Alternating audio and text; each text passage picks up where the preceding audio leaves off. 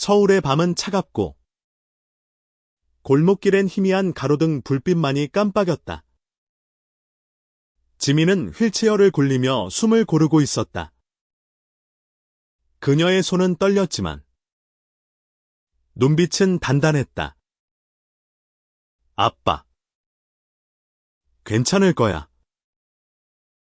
그녀는 속삭였지만 그 목소리는 스스로를 다독이는 듯했다.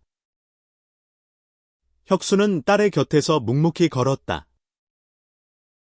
그의 얼굴은 단단한 바위 같았지만 마음속엔 폭풍이 몰아쳤다. 전직 특수부대 요원이었던 그는 딸을 지키기 위해 모든 것을 버릴 준비가 되어 있었다. 지민은 23세. 선천적 장애로 하반신 마비를 겪고 있었다. 하지만 그녀의 정신은 누구보다 강인했다. 그녀는 대학에서 그래픽 디자인을 전공하며 꿈을 키워갔다. 그녀의 연인. 25세의 민서 한국인 여성. 활달하고 따뜻한 성격의 사진작가는 지민의 가장 큰 지지자였다. 둘은 2년 전 우연히 전시회에서 만나 사랑에 빠졌다. 그러나 그들의 사랑은 세상의 편견과 맞서야 했다. 특히 민서의 보수적인 가족은 그들의 관계를 인정하지 않았다. 그날 밤 지민과 민서는 홍대 근처의 작은 카페에서 데이트를 즐기고 있었다. 민서가 지민의 손을 잡고 웃으며 사진을 찍는 모습은 평범한 연인과 다를 바 없었다. 하지만 카페 밖에서 그들을 노려보는 눈빛이 있었다. 민서의 오빠. 재현은 동생의 비정상적인 관계를 끝내려고 마음먹은 터였다. 그는 경찰에 익명으로 신고를 했다. 공공장소에서 부적절한 행동을 하는 커플이 있다. 그의 신고는 단순한 오해로 시작되었지만 곧 비극으로 이어졌다. 경찰 2명이 카페로 들어섰다. 그들은 민서를 거칠게 끌어내며 공공질서 위반글 운운했다. 지민이 항의하자 한 경찰은 그녀의 휠체어를 밀치며 가만히 있으라고 소리쳤다. 지민은 균형을 잃고 바닥으로 떨어졌다. 민서가 달려들려 했지만 경찰의 제지로 막혔다. 카페 안은 순식간에 아수라장이 되었다. 혁수는 멀리서 이 장면을 목격했다. 그는 딸이 바닥에 쓰러진 모습을 보고 분노로 눈앞이 깜깜해졌다. 하지만 그는 침착했다. 특수부대 시절 그는 극한 상황에서도 냉정을 유지하는 법을 배웠다. 그는 천천히 다가가 경찰에게 말했다. 내 딸에게 손대지 마. 그의 목소리는 낮았지만 그 안엔 폭발 직전의 에너지가 담겨 있었다. 경찰은 그의 말을 무시했다. 그들은 혁수를 평범한 중년 남성으로 여겼다. 하지만 그들은 몰랐다. 혁수가 20년 전 나라를 위해 목숨을 걸었던 사람이라는 것을. 그는 딸을 위해 다시 그 힘을 꺼낼 준비가 되어 있었다. 지민은 바닥에서 일어나려 애썼다. 그녀의 눈에는 눈물이 고였지만 그녀는 울지 않았다. 민서야. 괜찮아. 내가 괜찮아. 그녀는 민서를 안심시키려 했지만 목소리는 떨렸다. 민서는 경찰에게 끌려가면서도 지민을 바라보며 소리쳤다.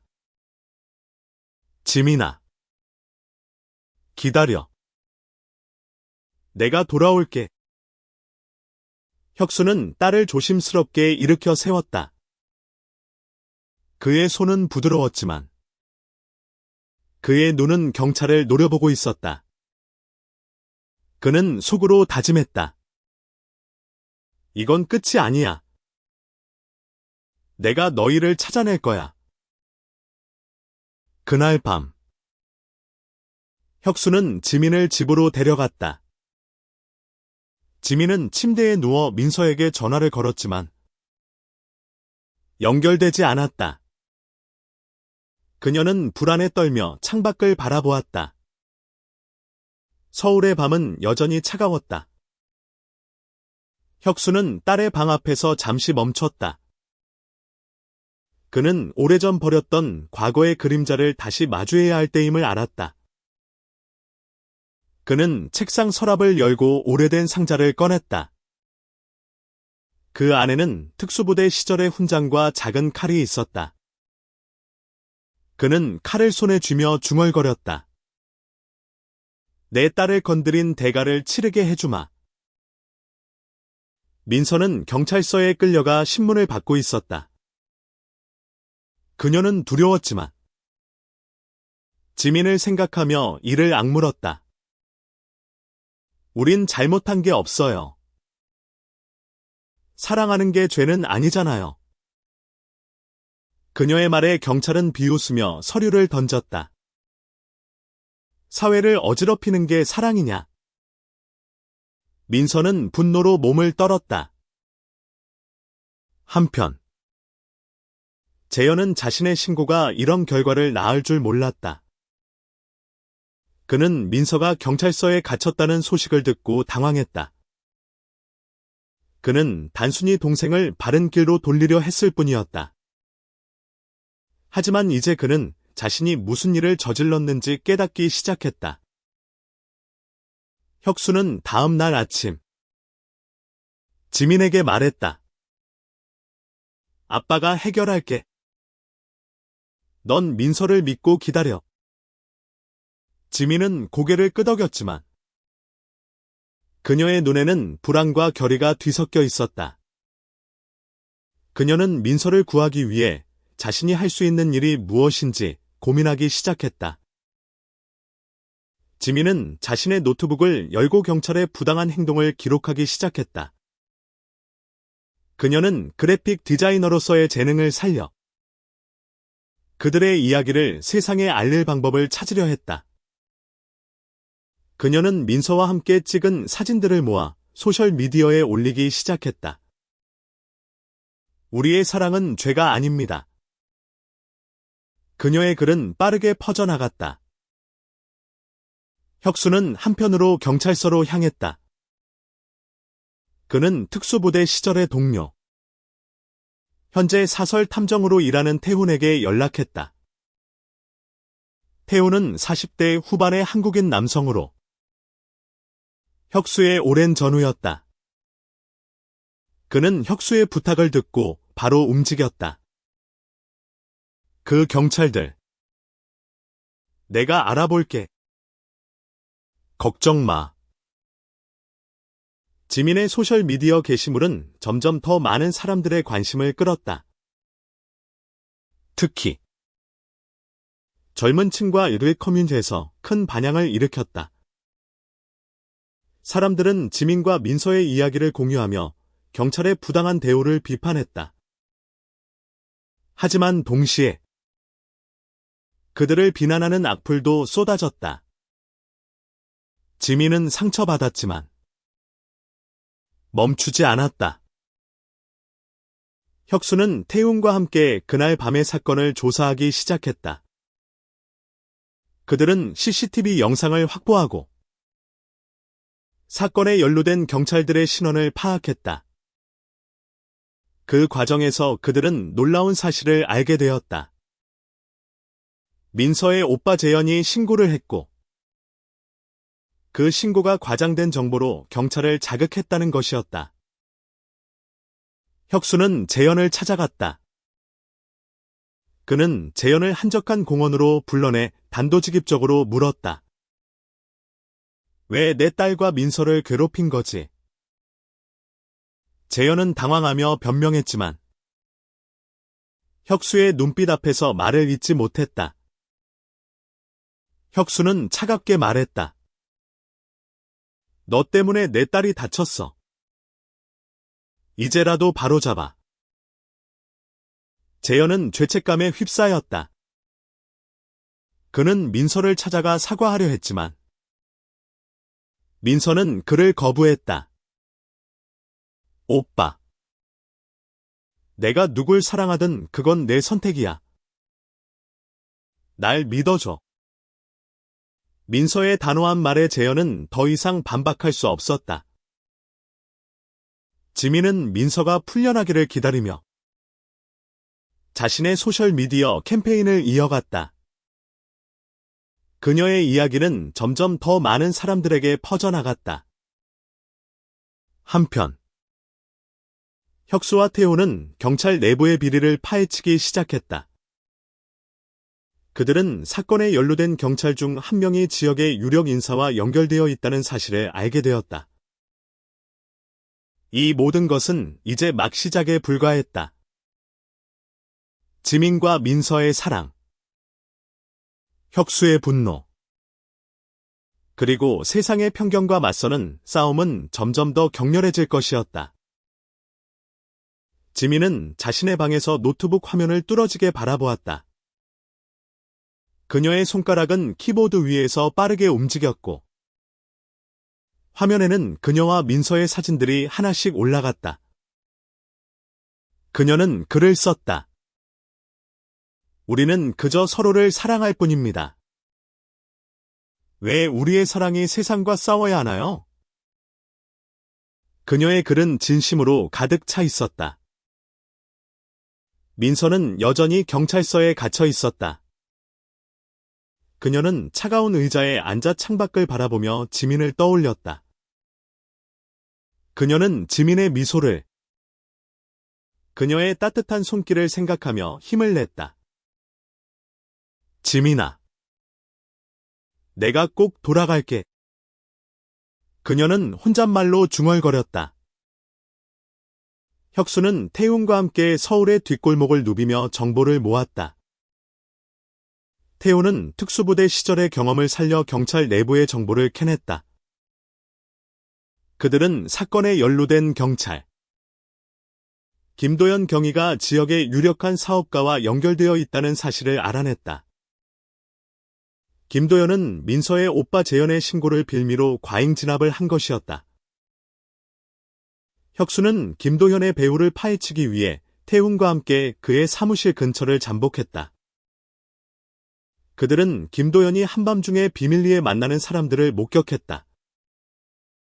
태훈은 카메라를 꺼내 그들의 모습을 기록했다. 혁수야. 이 녀석들. 뭔가 숨기고 있어. 태훈의 목소리는 단호했다.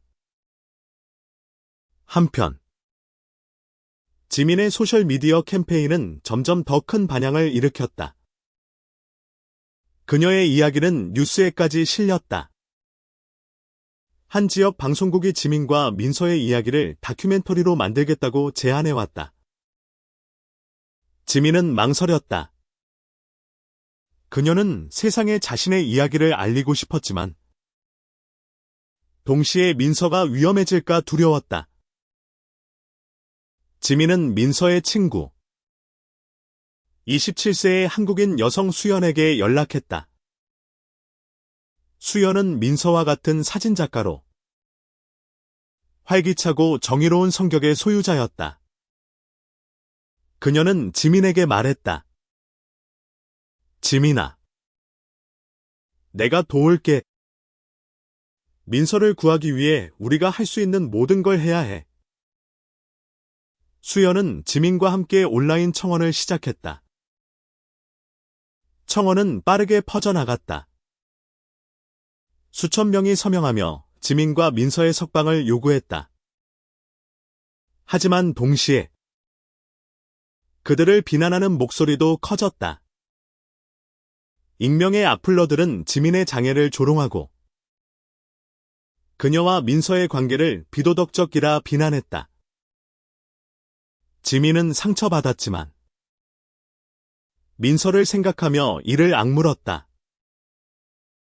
혁수는 태훈과 함께 김도현의 배후에 있는 사업가 최병철을 추적했다. 최병철은 50대 후반의 한국인 남성으로 서울의 부동산과 유흥업계에서 막강한 영향력을 가진 인물이었다. 그는 김도연을 통해 지역 경찰을 조종하며 자신의 이익을 챙기고 있었다. 혁수는 최병철의 사무실에 잠입할 계획을 세웠다. 지민은 한편으로 민서의 오빠 재현과 대화를 시도했다. 그녀는 재현을 카페로 불러냈다. 재현 씨, 민서가 얼마나 아파하고 있는지 알아요. 지민의 목소리는 떨렸지만 단호했다. 재현은 고개를 숙였다. 난 그냥 민서가 잘못된 길로 가는 걸 막고 싶었을 뿐이야. 지민은 깊게 숨을 들이쉬었다. 민서가 행복한 게 잘못된 길인가요? 저를 사랑하는 게 잘못인가요? 그녀의 말은 재현의 가슴을 찔렀다. 그는 아무 말도 하지 못하고 카페를 떠났다. 하지만 그의 마음은 흔들리고 있었다. 혁수는 태웅과 함께 최병철의 사무실에 잠입했다. 그들은 최병철의 컴퓨터에서 김도연과 주고받은 메시지를 발견했다. 메시지에는 민서의 신고를 빌미로 그녀를 겁주려 했던 계획이 적혀 있었다. 혁수는 분노로 이를 악물었다. 이 녀석들. 내 딸을 장난감으로 여겼어.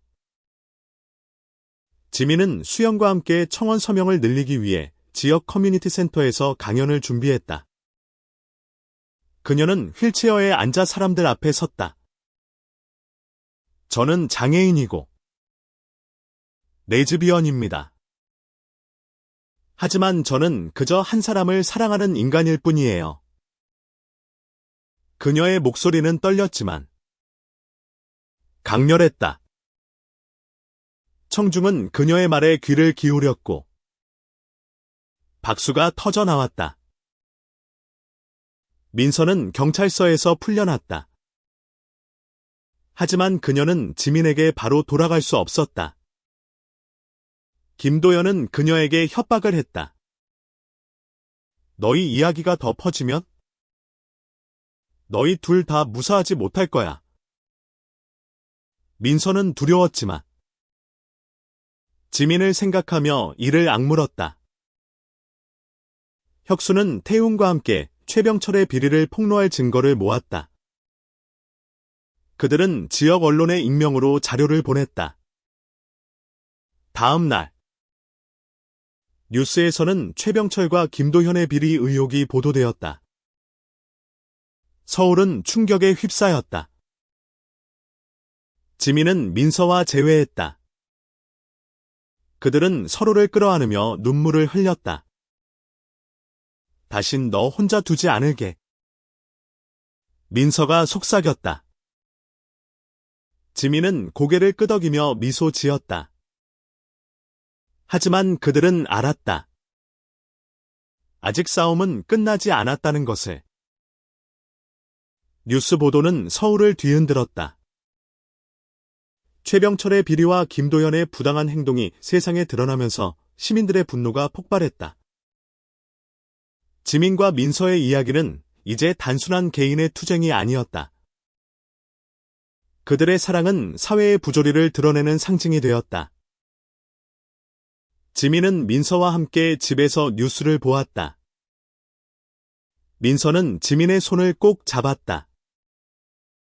지민아, 우리가 이겼어. 하지만 지민은 고개를 저었다. 아직 아니야. 이건 시작일 뿐이야. 그녀의 눈에는 결의가 가득했다. 혁수는 태웅과 함께 다음 단계를 준비했다. 그들은 최병철의 비리를 완전히 뿌리 뽑기 위해 더 많은 증거를 모아야 했다. 태우는 말했다. 혁수야. 이 싸움은 위험해. 최병철은 쉽게 물러나지 않을 거야. 혁수는 미소 지으며 대답했다. 내 딸을 건드린 놈들이야말로 위험한 줄 알아야지. 한편 재현은 자신의 행동을 돌아보며 깊은 죄책감에 빠졌다.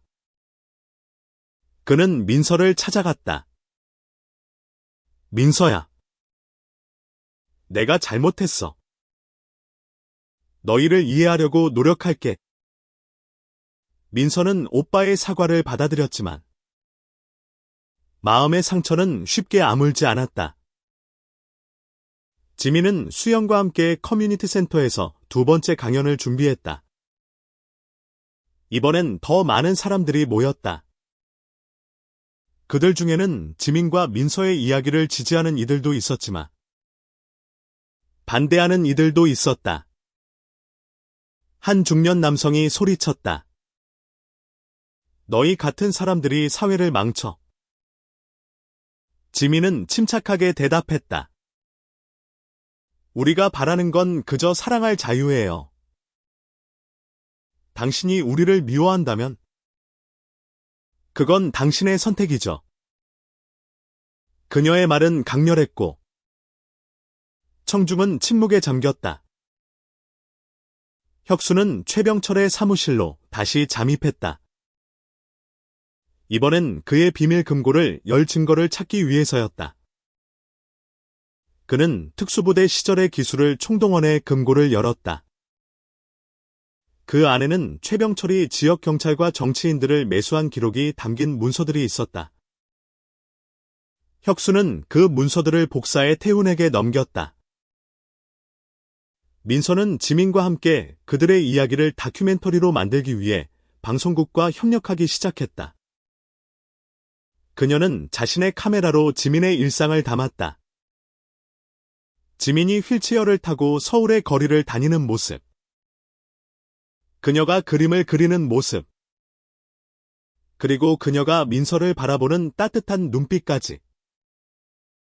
민서는 말했다. 지민아. 이 영상은 우리 사랑의 증거야. 하지만 최병철은 반격을 준비하고 있었다. 그는 자신의 부하들을 시켜 혁수와 태훈을 추적했다. 한밤중 혁수는 골목길에서 미행을 당하고 있음을 눈치챘다. 그는 침착하게 미행자를 따돌렸지만 위험은 점점 가까워지고 있었다. 지민의 소셜미디어는 여전히 뜨거웠다. 그녀의 게시물은 이제 수십만 명에게 도달했다. 하지만 악플도 늘어났다. 누군가는 그녀의 집 주소를 알아내 협박 편지를 보냈다. 지민은 두려웠지만 멈추지 않았다.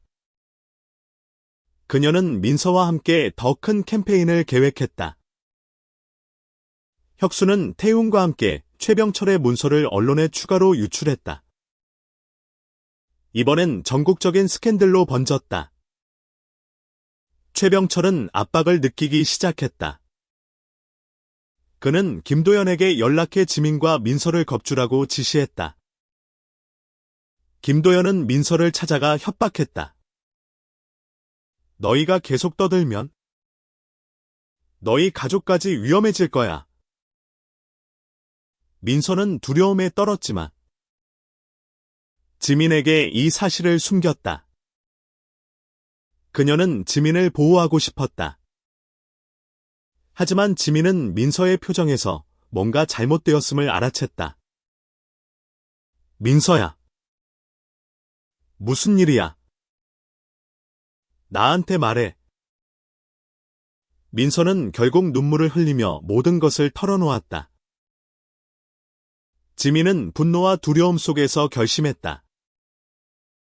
그녀는 더 이상 피해자가 되지 않겠다고 다짐했다. 그녀는 수영과 함께 대규모 집회를 계획했다. 우리의 사랑을 지키기 위해 싸울 거야. 그녀의 목소리는 단호했다. 혁수는 최병철의 부하들에게 쫓기며 위험한 상황에 처했다.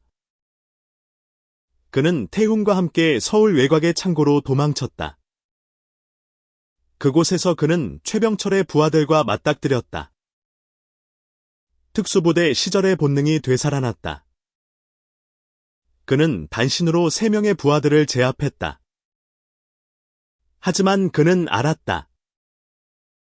이 싸움은 점점 더 위험해지고 있다는 것을. 지민과 민서는 집회 준비에 박차를 가했다. 그들은 서울 도심에서 수백 명이 모이는 집회를 열 계획이었다. 지민은 휠체어에 앉아 연설문을 작성했다. 우리는 다르지 않아요. 우리는 그저 사랑하고 살아가고 싶을 뿐이에요. 그녀의 글은 강렬하고 진심이었다. 집회 날이 다가오면서 서울은 긴장감으로 가득 찼다. 최병철은 집회를 막기 위해 모든 수단을 동원했다. 그는 경찰에 압력을 넣어 집회 허가를 취소하려 했다.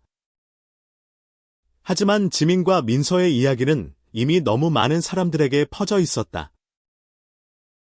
혁수는 태훈과 함께 최병철의 마지막 비리를 폭로할 준비를 마쳤다. 그들은 그의 돈 세탁 기록을 입수해 검찰에 넘겼다.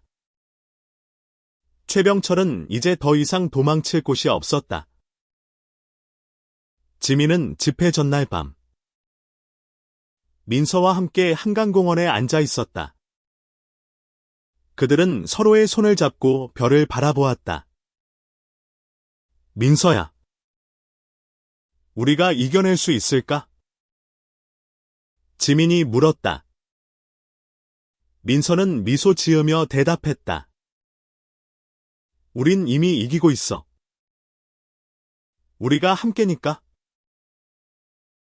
집회 날 아침. 서울 광화문 광장은 사람들로 가득 찼다. 지민과 민서는 무대 위에 서 있었다. 지민은 휠체어를 타고 있었고, 민서는 그녀의 곁에서 손을 잡고 있었다. 수백 명의 지지자들이 그들을 둘러싸고 있었다. 플래카드에는 사랑은 자유다라는 문구가 적혀 있었다. 지민은 마이크를 잡았다. 그녀의 목소리는 떨렸지만 점차 단단해졌다. 저는 장애인이고 레즈비언입니다. 하지만 무엇보다 저는 한 사람을 사랑하는 인간입니다. 그녀의 말은 광장에 울려 퍼졌다. 군중은 박수와 환호로 화답했다. 민서는 지민의 곁에서 눈물을 글썽였다. 그녀는 자신의 카메라를 들어 군중을 촬영했다. 이 순간은 그들의 사랑과 투쟁이 증거였다. 하지만 그들의 기쁨은 오래가지 못했다. 최병철의 부하들이 집회에 잠입해 혼란을 일으키려 했다.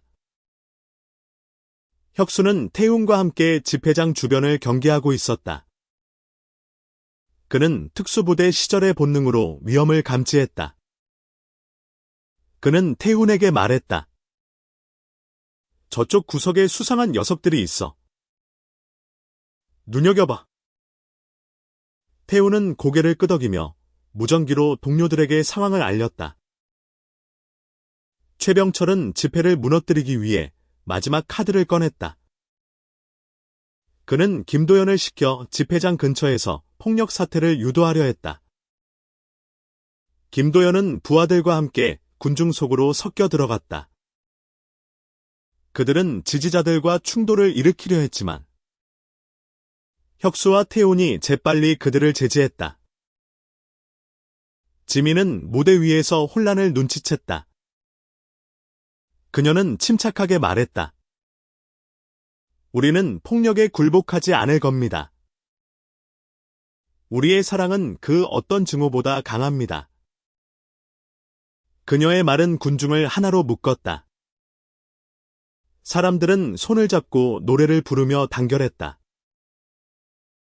혁수는 김도연을 붙잡았다. 그는 김도현의 멱살을 잡고 말했다. 내 딸을 건드린 대가를 치러. 김도현은 겁에 질린 눈으로 혁수를 바라보았다. 그는 혁수가 평범한 아버지가 아님을 깨달았다. 한편 최병철은 검찰의 수사망이 좁혀오는 것을 느끼고 도망칠 준비를 했다.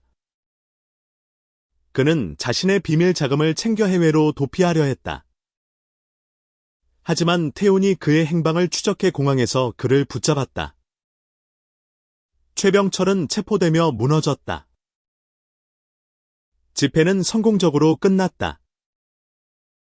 지민과 민서의 이야기는 전국적으로 퍼져나갔다. 그들의 다큐멘터리는 방송을 타며 수백만 명에게 감동을 주었다. 지민은 민서와 함께 무대에서 내려오며 말했다. 우리가 해냈어. 민서는 그녀를 끌어안으며 속삭였다. 너랑 같이라면 뭐든 할 수 있어. 혁수는 집회장에서 딸과 민서를 바라보았다. 그의 눈에는 자부심과 안도감이 가득했다. 그는 태훈에게 말했다. 이제 좀 쉴 수 있겠지. 태훈은 웃으며 대답했다. 혁수야. 넌 절대 쉴 틈이 없어. 딸이 저렇게 멋지잖아. 재현은 집회에 참석해 지민과 민서를 보았다. 그는 자신의 잘못을 완전히 깨달았다. 그는 민서에게 다가가 말했다. 민서야. 내가 너희를 지지할게. 미안해. 민서는 오빠를 끌어안으며 눈물을 흘렸다. 지민은 집으로 돌아와 자신의 노트북을 열었다. 그녀는 새로운 디자인 프로젝트를 시작했다. 이번엔 그녀와 민서의 이야기를 담은 그래픽 노블이었다. 그녀는 자신의 예술로 세상을 바꾸고 싶었다. 혁수는 딸의 방에 들어가 그녀를 바라보았다. 지민아. 넌 정말 대단해. 지민은 미소 지으며 대답했다. 아빠 덕분이야. 아빠가 날 지켜줬으니까. 혁수는 딸의 머리를 쓰다듬으며 말했다. 넌 이미 날 넘어섰어. 민서는 지민과 함께 한강에서 사진을 찍으며 시간을 보냈다. 그들은 서로를 바라보며 웃었다. 서울의 밤은 이제 더 이상 차갑지 않았다. 그들의 사랑은 도시를 따뜻하게 만들었다. 하지만 최병철의 체포로 모든 것이 끝난 것은 아니었다. 그의 비리 네트워크는 여전히 뿌리 깊게 남아 있었다. 혁수와 태호는 그 네트워크를 완전히 무너뜨리기 위해 계속 싸울 준비를 했다. 지민과 민서는 그들의 사랑을 지키기 위해 더 큰 무대로 나아갔다. 그들은 전국을 돌며 강연을 하고 LGBT 커뮤니티를 위한 지원 단체를 만들었다. 그들의 이야기는 많은 이들에게 희망을 주었다. 집회 이후 서울은 변하기 시작했다. 사람들은 지민과 민서의 용기에 감동받아 다양성을 받아들이기 시작했다. 하지만 여전히 그들을 반대하는 목소리도 존재했다. 지민은 알고 있었다. 이 싸움은 끝나지 않았다는 것을. 그녀는 민서와 함께 한강변에 앉아 말했다. 민서야. 앞으로도 힘들 거야. 그래도 괜찮아. 민서는 지민의 손을 잡으며 대답했다. 너랑 같이라면 뭐든 괜찮아. 혁수는 멀리서 그들을 바라보며 미소 지었다. 그는 딸과 민서가 세상을 바꾸는 모습을 보며 가슴이 벅찼다. 그는 자신의 칼을 다시 상자에 넣었다. 하지만 그는 알았다. 필요하다면 언제든 그 칼을 꺼낼 준비가 되어 있다는 것을. 지민과 민서는 자신들의 이야기를 세상에 알리기 위해 전국을 돌기 시작했다. 그들은 부산, 대구, 광주 등 여러 도시에서 강연을 열었다. 각 강연마다 수백 명이 모여 그들의 이야기를 들었다. 지민은 휠체어를 타고 무대에 오르며 말했다. 우리는 다르지 않습니다. 우리 모두는 사랑할 권리가 있습니다. 그녀의 말은 사람들의 가슴을 울렸다. 민서는 카메라를 들고 그들의 여정을 기록했다. 그녀는 지민이 강연하는 모습, 사람들이 눈물을 흘리며 박수치는 모습을 담았다. 그녀는 지민에게 말했다.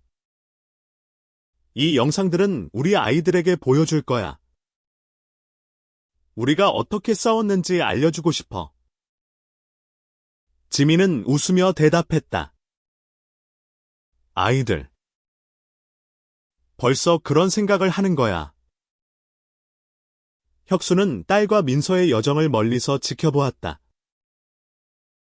그는 여전히 최병철의 비리 네트워크를 추적하고 있었다. 태훈과 함께 그는 최병철의 부하들이 운영하는 불법 도박장을 급습했다. 그들은 증거를 확보해 검찰에 넘겼다. 하지만 그는 알았다. 이 싸움은 끝나지 않았다는 것을. 한편, 재현은 자신의 잘못을 만회하기 위해 노력했다.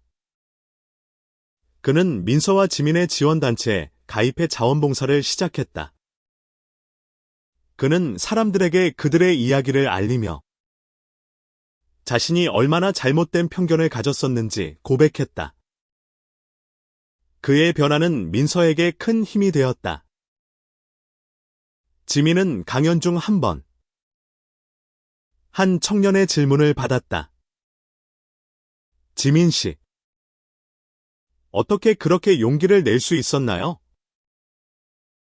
지민은 잠시 생각한 뒤 대답했다. 민서가 제 곁에 있었기 때문이에요. 그리고 제 아빠가 저를 믿어줬기 때문이죠. 그녀의 말은 청중을 감동시켰다. 민서는 강연 후 지민과 함께 호텔방에서 쉬며 말했다. 지민아, 우리가 이렇게 큰 변화를 만들 줄 몰랐어. 지민은 미소 지으며 대답했다. 우리가 사랑하니까 가능한 거야. 사랑은 세상을 바꿀 수 있어. 하지만 그들의 여정은 순탄치 않았다. 일부 지역에서는 그들을 반대하는 시위대가 나타났다. 그들은 플래카드를 들고 비정상적인 사랑을 멈춰라고 외쳤다. 지민은 그들을 보며 가슴이 아팠지만 멈추지 않았다. 그녀는 민서와 함께 그들의 메시지를 더 크게 외쳤다. 혁수는 태훈과 함께 최병철의 네트워크를 계속 파헤쳤다. 그들은 최병철의 돈이 정치인들에게 흘러갔다는 증거를 찾았다. 이 증거는 전국적인 파장을 일으켰다. 정치인들은 스캔들에 휘말렸고 최병철의 네트워크는 점점 무너져갔다. 지민과 민서는 부산에서의 강연을 마치고 바닷가로 갔다. 그들은 모래사장에 앉아 파도 소리를 들었다.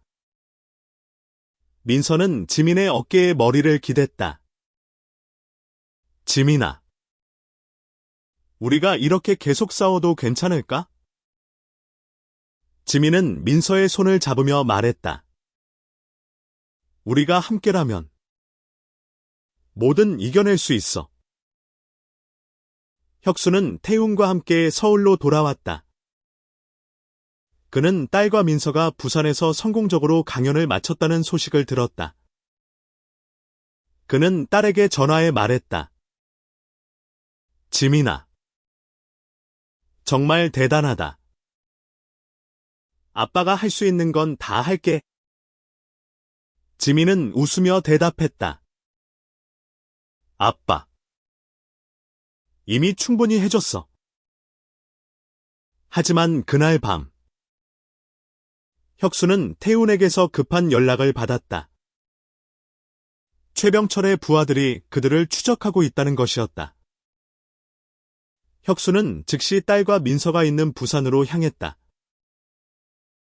그는 그들을 지키기 위해 무엇이든 할 준비가 되어 있었다. 지민과 민서는 부산의 호텔에서 잠을 자고 있었다. 한밤중, 누군가 그들의 방 문을 두드렸다. 민서가 문을 열자 낯선 남자가 서 있었다. 그는 최병철의 부하로 그들을 협박하러 온 것이었다. 민서는 겁에 질렸지만 지민을 보호하기 위해 침착하게 대응했다. 혁수는 그 순간 호텔에 도착했다. 그는 특수부대 시절의 본능으로 상황을 파악하고 부하를 제압했다. 그는 지민과 민서를 안전한 곳으로 옮겼다.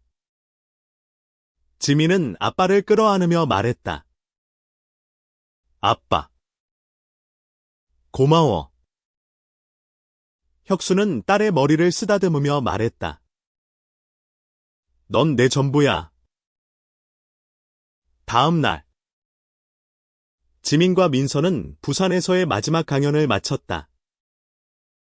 그들은 군중 앞에서 손을 잡고 말했다. 우리의 사랑은 그 어떤 증오도 이길 수 있습니다. 그들의 말은 사람들의 가슴을 울렸다. 혁수는 태훈과 함께 최병철의 네트워크를 완전히 무너뜨릴 마지막 증거를 검찰에 넘겼다. 최병철은 결국 모든 혐의로 기소되었다. 그의 비리 네트워크는 무너졌고 김도연을 포함한 연루된 경찰들은 처벌받았다. 지민과 민서는 서울로 돌아왔다.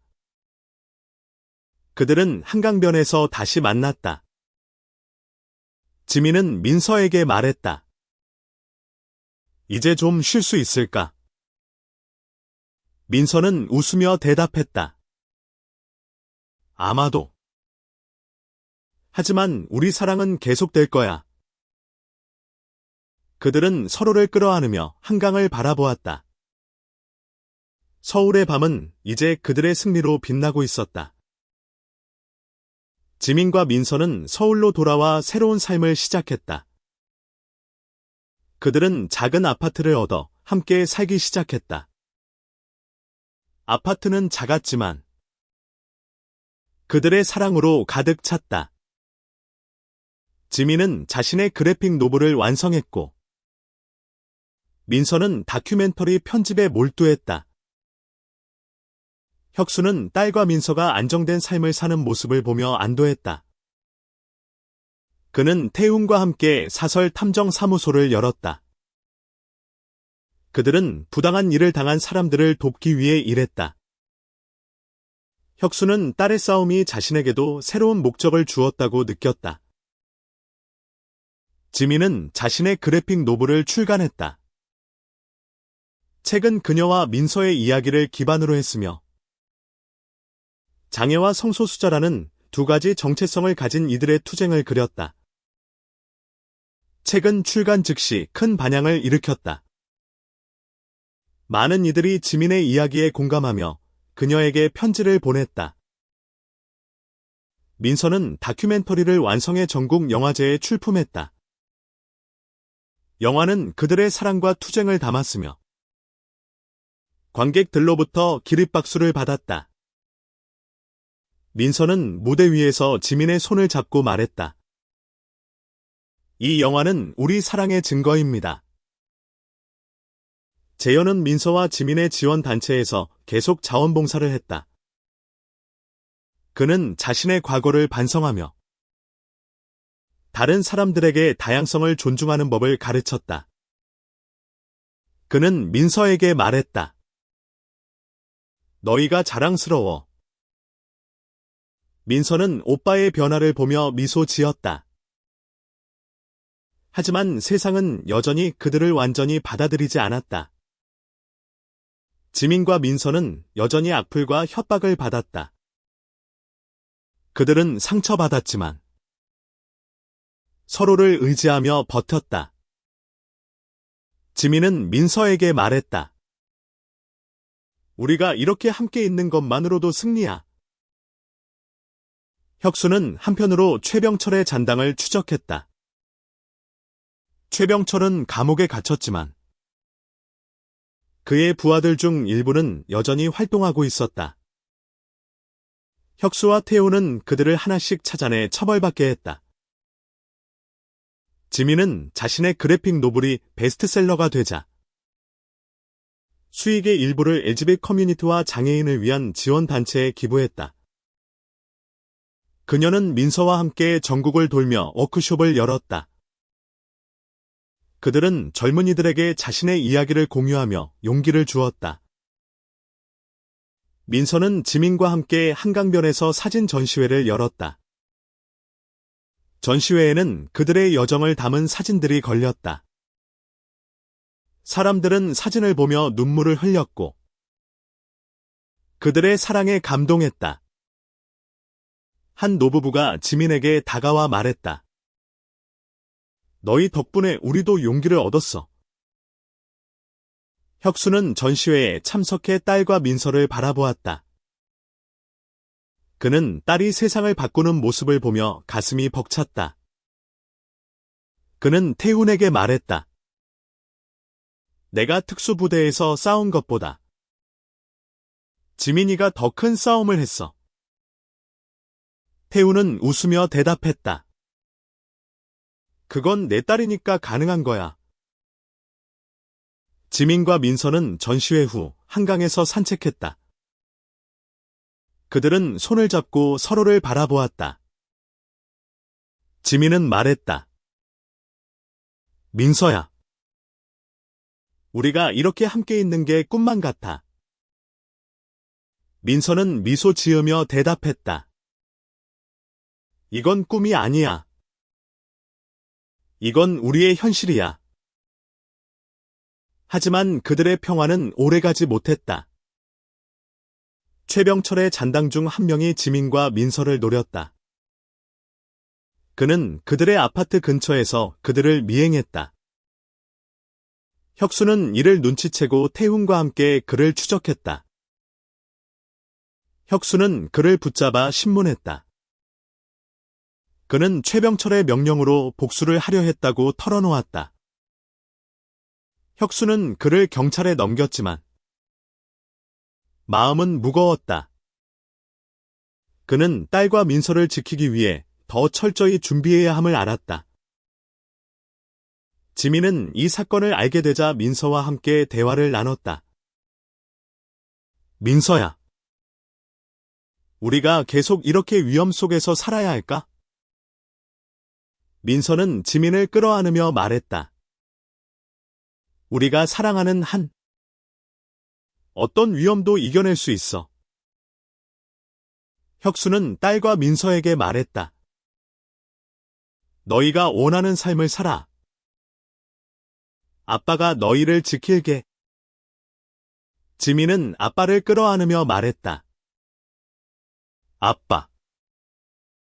고마워. 우리도 아빠를 지킬게. 그들의 싸움은 계속되었다. 하지만 지민과 민서는 서로를 의지하며 세상의 편견과 맞서 싸웠다. 그들의 사랑은 그 어떤 장애물도 넘을 수 있었다. 지민과 민서의 이야기는 이제 국경을 넘어 퍼져나갔다. 그들의 그래픽 노블과 다큐멘터리는 해외에서도 주목받았다. 일본, 미국, 유럽의 여러 영화제에서 그들의 다큐멘터리가 상영되었고, 지민의 그래픽 노블은 여러 언어로 번역되었다. 지민은 민서와 함께 뉴욕으로 초청받았다. 그들은 국제 LGBT 컨퍼런스에서 연설을 했다. 지민은 휠체어를 타고 무대에 올라 말했다. 우리의 사랑은 국경을 초월합니다.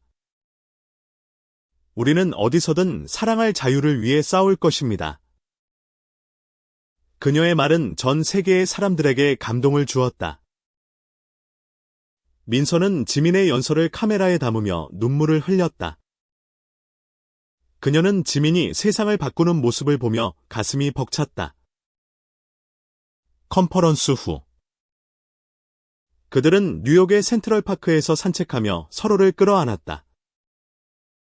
지민아, 우리가 여기까지 올 줄 몰랐어. 민서가 말했다. 지민은 미소 지으며 대답했다. 너랑 같이라면 어디든 갈 수 있어. 혁수는 딸과 민서가 뉴욕에서 성공적으로 연설을 마쳤다는 소식을 듣고 미소 지었다. 그는 태웅과 함께 최병철의 잔당을 완전히 소탕했다. 그들은 마지막 남은 부하들을 체포해 검찰에 넘겼다. 혁수는 이제 딸이 안전할 거라 믿었다. 하지만 세상은 여전히 그들을 완전히 받아들이지 않았다. 지민과 민서는 귀국 후에도 여전히 악플과 협박을 받았다. 그들은 상처받았지만 서로를 의지하며 버텼다. 지민은 민서에게 말했다. 우리가 이렇게 함께 있는 것만으로도 승리야. 혁수는 딸과 민서가 안전하게 살 수 있도록 새로운 보안 시스템을 설치했다. 그는 자신의 사설 탐정 사무소를 확장해 더 많은 사람들을 돕기 시작했다. 그는 지민에게 말했다. 너희가 세상을 바꾸고 있으니 아빠도 뒤처질 수 없지? 지민은 자신의 그래픽 노블을 기반으로 한 애니메이션을 기획했다. 그녀는 민서와 함께 스토리보드를 그리며 새로운 꿈을 키웠다. 그들의 이야기는 이제 단순한 개인의 투쟁이 아니었다. 그것은 전 세계의 소수자들에게 희망을 주는 상징이었다. 민서는 지민과 함께 서울의 작은 스튜디오에서 작업했다. 그들은 서로를 바라보며 웃었다. 민서는 말했다. 지민아, 우리가 이렇게 함께 작업하는 게 제일 행복해. 지민은 미소 지으며 대답했다.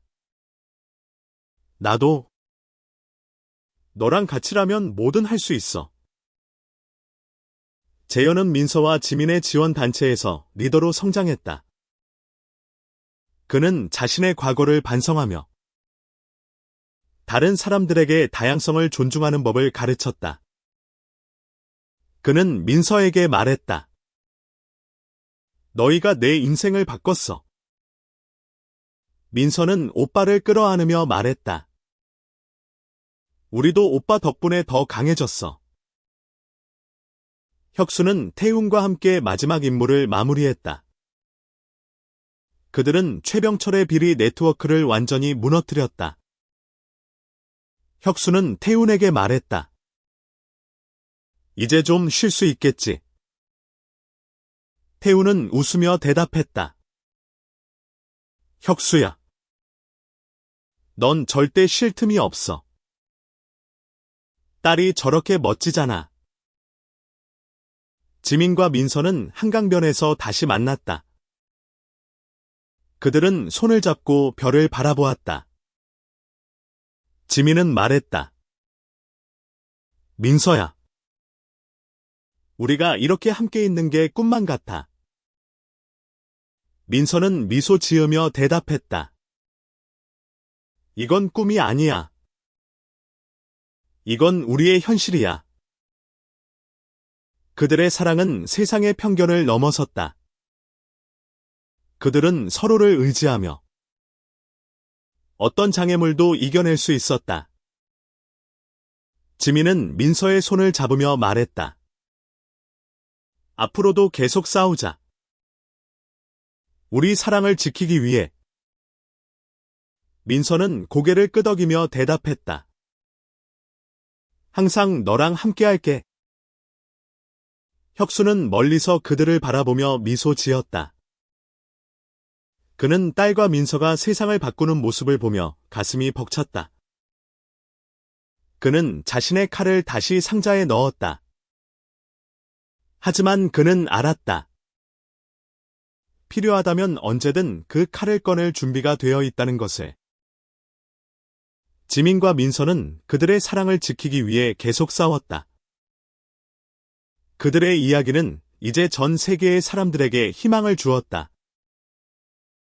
그들은 사랑이 세상을 바꿀 수 있다는 것을 증명했다. 수년이 흘렀다. 지민과 민서는 이제 서울에서 안정된 삶을 살고 있었다. 그들의 아파트는 예술 작품과 사진으로 가득 찼다. 지민의 그래픽 노블은 세계적인 베스트셀러가 되었고, 민서의 다큐멘터리는 여러 상을 받았다. 그들은 자신들의 이야기를 통해 세상을 바꾸었다. 지민은 휠체어를 타고 서울의 거리를 다니며 미소 지었다. 그녀는 민서와 함께 지역 커뮤니티 센터에서 워크숍을 열었다. 그들은 장애인과 성소수자들에게 자신의 이야기를 공유하며 용기를 주었다. 지민은 말했다. 우리는 다르지 않습니다. 우리는 그저 사랑하고 살아가고 싶을 뿐입니다. 민서는 지민의 곁에서 카메라를 들고 그들의 삶을 기록했다. 그녀는 지민에게 말했다. 지민아, 우리가 이렇게 함께 있는 게 제일 큰 선물이야. 지민은 미소 지으며 대답했다. 너랑 같이라면 뭐든 가능해. 혁수는 이제 사설 탐정 사무소를 성공적으로 운영하고 있었다. 그는 딸과 민서가 행복한 모습을 보며 안도했다. 그는 태웅과 함께 여전히 부당한 일을 당한 사람들을 돕고 있었다. 그는 지민에게 말했다. 너희가 세상을 바꿨으니 아빠도 계속 싸워야지. 재현은 민서와 지민의 지원단체에서 중요한 역할을 맡았다. 그는 자신의 과거를 반성하며 사람들에게 다양성을 존중하는 법을 가르쳤다.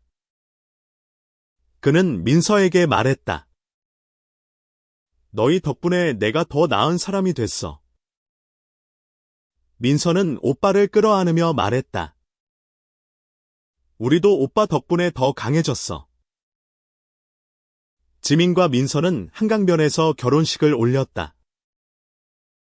그들의 결혼식은 작았지만 사랑으로 가득 찼다. 친구들과 가족들이 모여 그들의 사랑을 축하했다. 혁수는 딸을 끌어안으며 말했다. 지민아, 넌 내 자부심이야. 지민은 눈물을 흘리며 대답했다. 아빠, 고마워. 우리를 지켜줘서. 결혼식 후 지민과 민서는 한강에서 배를 타고 서울의 밤을 즐겼다. 그들은 서로의 손을 잡고 별을 바라보았다. 지민은 말했다. 민서야, 우리가 이렇게 함께 있는 게 꿈만 같아. 민서는 미소 지으며 대답했다. 이건 꿈이 아니야. 이건 우리의 현실이야. 그들의 이야기는 이제 전 세계의 교과서에 실렸다. 지민과 민서는 자신들의 사랑이 세상을 바꿀 수 있다는 것을 증명했다. 그들은 장애와 성소수자라는 정체성을 넘어 사랑의 힘을 보여주었다. 혁수는 딸과 민서가 행복한 모습을 보며 자신의 칼을 영원히 상자에 넣었다. 그는 더 이상 싸울 필요가 없음을 알았다. 그의 딸은 이미 세상을 바꾸었다. 지민과 민서는 한강변에서 손을 잡고 걸었다. 그들은 서로를 바라보며 웃었다. 서울의 밤은 이제 그들의 사랑으로 빛나고 있었다. 그들은 알았다. 그들의 사랑은 어떤 장애물도 이겨낼 수 있다는 것을. 그들의 이야기는 끝나지 않았다. 그들은 계속해서 세상을 바꾸기 위해 싸웠다. 하지만 그들은 알았다. 서로가 곁에 있다면 어떤 어려움도 극복할 수 있다는 것을. 지민은 민서의 손을 잡으며 말했다. 앞으로도 계속 함께하자.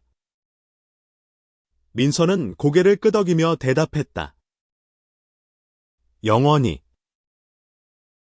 그들의 사랑은 세상의 편견을 넘어섰다. 그들은 사랑이 모든 것을 이길 수 있다는 것을 증명했다.